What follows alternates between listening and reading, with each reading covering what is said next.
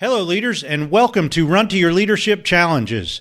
So this week we're discussing the challenge of leadership failure and the impact that it can have. Today, let's talk about communication as a type of leadership failure. Now, I don't know about you, but I've seen some very ugly communication throughout my career. And when you are failing to communicate properly as a leader, this can really shatter your goals and vision for your organization. Not to mention trust and credibility, morale, team development, quality control, and the list goes on and on. Communication is one of the biggest failures among leaders, and yet we often spend very little time trying to improve as a communicator.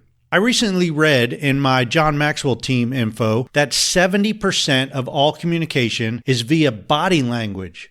70%. 23% is from your tone or your volume, and only 7% of communication comes from the actual words that we use. With that in mind, how is your body language? How is your tone?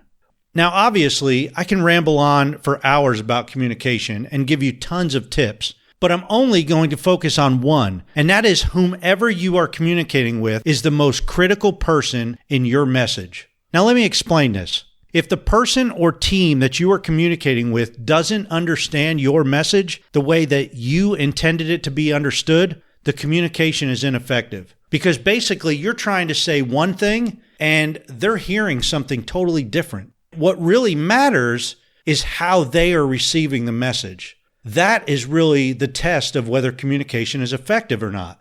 You must ask your receivers if they understand your message by having them explain it back to you. All too often, you will discover that they're way off and they have received the communication totally different than what you've said. So focus on your receivers and ask them to clarify your message to you. This one step has the opportunity to increase your communication tenfold. I'll guarantee it. So focus on the receivers that you're communicating with. Hey, I hope you enjoyed today's show. And if you did, I'd love it if you leave me a 5-star review on whatever platform you listen on. Hey, as always, thanks a lot for listening, and until tomorrow, run to your challenges.